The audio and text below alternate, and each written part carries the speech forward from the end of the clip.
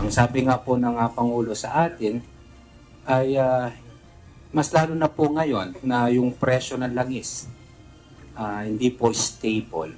At ang mga ganitong problema, sabi ng Pangulo, kailangan ang gumawa ng solusyon ay gobyerno, pamahalaan. At hindi po dapat natin ipasa itong pasalin na to sa commuting public.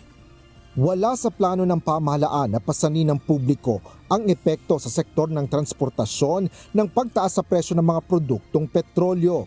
Ito ang binigyan diin ng Department of Transportation o DOTR sa gitna ng mga panawagan at petisyon para sa karagdagang singil sa pasahe sa mga Public Utility Vehicle o PUV. Ayon kay Transportation Secretary Giovanni Lopez, hindi pa rin maipatutupad ang mga fare hike, partikular na ang naaprubahan noong Marso nang magsimula ang giyera sa gitnang silangan. Mananatiling suspended po ngayon yung fare hike na piso, 2 piso. May pangarawa po tayong fare hike. No? I think this is the pending petition with LTFRB. Tuloy po yung pandinig dyan. Yung hearing natin dyan, yung proseso, tuloy-tuloy pa rin po.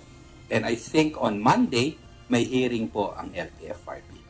Pansamantala, ayon kay Secretary Lopez, pinag-aaralan na ng Department of Social Welfare and Development o DSWD ang pagbibigay naman ng uplift assistance para sa transport sector.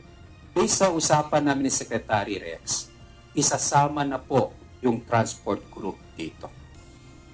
So masasama po sila sa next ng uplift assistance natin at makakasama rin po sila dun sa sinasabi nating 2,000 monthly until December. The details po ayahan ko si Secretary Rex po, no?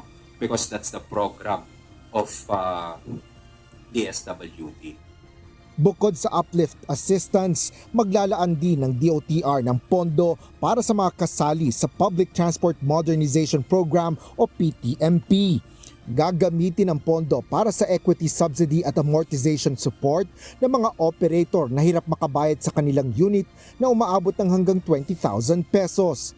Target ng programa na matulungan ang mga nahaharap sa panganib ng forced closure dahil sa mataas na presyo ng krudo at operating costs. Inihayag rin ng Department of Transportation na magkakaroon ng waiver sa toll ng North Luzon Expressway at South Luzon Expressway, gayon din ang mga bayad sa ilang terminal sa Metro Manila.